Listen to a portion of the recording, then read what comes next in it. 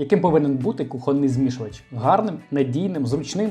Звичайно так, і це все можна поєднати в одному виробі. Сьогодні я розповім про 5 основних критеріїв, на які потрібно звертати увагу при виборі змішувача для кухні. Мене звати Євгеній Семенчук, це канал Build Your Life. Підписуйтесь і починаємо. Перше, з чим потрібно визначитися, це матеріал, з якого виготовляється корпус змішувача. Цей аспект відповідає в першу чергу за надійність. Існує 5 основних матеріалів корпусу кухонних змішувачів: латунь, силумін, цинк, нержавіюча сталь, пластик. Найпопулярнішими є латунні змішувачі. Переваги: відмінна стійкість до корозій, механічна міцність, великий строк служби. Латунь – це метал жовтого кольору. Для покращення візуалу на неї наносять покриття. Із недоліків латунних змішувачів висока ціна порівняна, наприклад, із силуміновими. Силумінові змішувачі, як правило, виготовляються в Китаї, вони найдешевші, але і найменш витривалі. Силумін – це сплав з алюмінію і кремнію. Термін їх служби може бути і 5 років, а може і рік, як пощастить. Найбільший мінус силуміну – його крихкість. Відрізнити силуміновий змішувач від латунного просто, по вазі. Латунний значно важчий. Проте в якості тимчасового змішувача силуміновий змішувач є оптимальним варіантом. Ще один вид змішувачів із доступною ціною – це цинкові змішувачі. Такі змішувачі однозначно міцніші за силумінові і мають кращу стійкість до перепадів температур. Проте є і недоліки – можливість появи корозії з часом, що знижує строк служби таких змішувачів у порівнянні з латунними. Змішувачі із нержавіючої сталі відрізняються відмінною стійкістю до корозії. Прості в обслуговуванні, адже не потребують додаткового покриття, безпечні для здоров'я, недолік – висока вартість. Так, бувають і пластикові змішувачі. Вони вирізняються цікавим дизайном та демократичною ціною. Плюсом є стійкість пластику до води поганої якості та відмінна стійкість до корозії. Також вони більш стійкі до перепаду температур за рахунок низької теплопровідності. І головне, що в них немає покриття, тому полімерні змішувачі надстійкі до механічних пошкоджень, з мінусів низька міцність. На мою думку, найкращим вибором є латунний змішувач або із нержавіючої сталі. В якості тимчасового рішення, звичайно, пластиковий.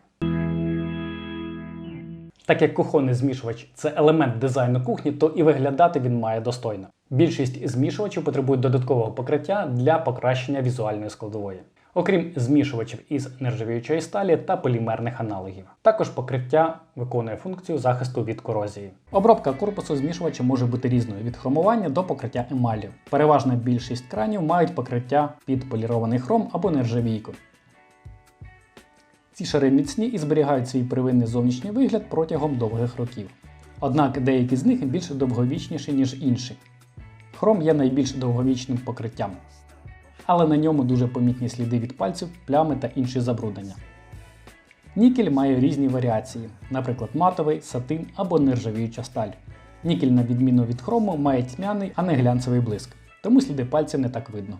Чорні або білі змішувачі виготовляються шляхом фарбування корпусу змішувача. Таке покриття також довговічне, але при цьому такі змішувачі відмінно доповнюють кухні сучасного дизайну. Бронза.